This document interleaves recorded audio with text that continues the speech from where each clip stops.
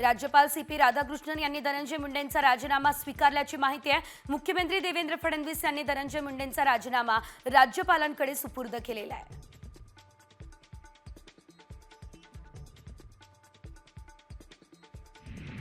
मुख्यमंत्री देवेंद्र फडणवीसांनी 3 ते 4 वेळा अजित पवार आणि धनंजय मुंडेंना समजावत राजीनाम्याची मागणी केली, मात्र ते ऐकत नव्हते। अखेर राजीनामा दिला नाही तर राज्यपालांना पत्र लिहित मुंडेंना मंत्रिमंडळातून बरखास्त करावं लागेल हा इशारा फडणवीसांनी दिला। त्यानंतर मुंडेंनी राजीनामा दिल्याचं समोर आलं।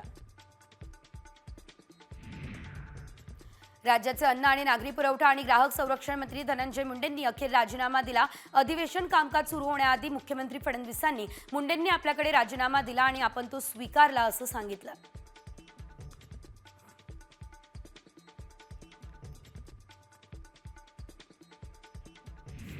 राष्ट्रवादीकडून मंत्री धनंजय मुंडे यांची पाठराखण करण्यात आली आहे। सरपंच संतोष देशमुख हत्या प्रकरणात मुंडेंचा संबंध आढळला नाही असं राष्ट्रवादीने म्हटलंय। नैतिकतेच्या आधारावर मुंडेंनी राजीनामा दिल्याचं राष्ट्रवादीच्या पत्रकातही नमूद करण्यात आलेलं आहे।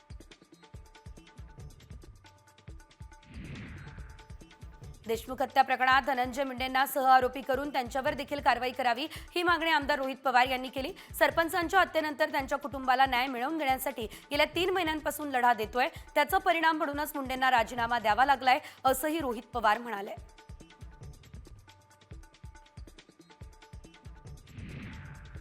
धनंजय मुंडे यांचा आता राजीनामा आधीच व्हायला हवा होता असं वक्तव्य मंत्री पंकजा मुंडेंनी केलं। मुंडेंनी मंत्रिपदाची शपथ घ्यायला नको होती असंही पंकजा मुंडे यांनी म्हटलं।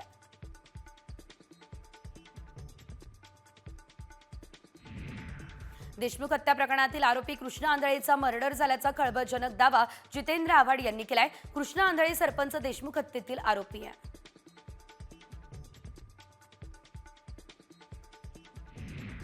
सुरेश दस यांच्याकडून जयंत पाटील आणि आव्हाडांनी धनंजय मुंडेंचा राजीनामा आणि देशमुख प्रकरणाची माहिती घेतली। बीड सरपंच देशमुख हत्या प्रकरणातील सर्व अपडेट्स शरद पवार गटाचे दोन्ही नेते जाणून घेताय असं दृश्यांमध्ये दिसतंय।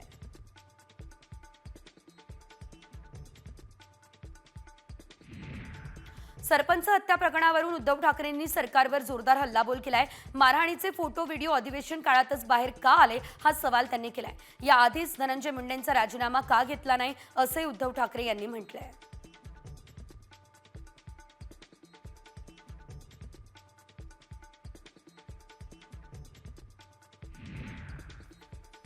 विधानसभेचं विरोधी पक्षनेतेपद ठाकरे गटाला मिळणार आहे। भास्कर जाधव यांच्या नावावर शिक्कामोर्तब झालंय। भास्कर जाधव यांच्या नावाबाबतचं पत्र विधानसभा अध्यक्ष राहुल नार्वेकर यांना देण्यात आलंय। आता याबाबत विधानसभा अध्यक्षांनी निर्णय घ्यावा ही मागणी उद्धव ठाकरे यांनी केली आहे।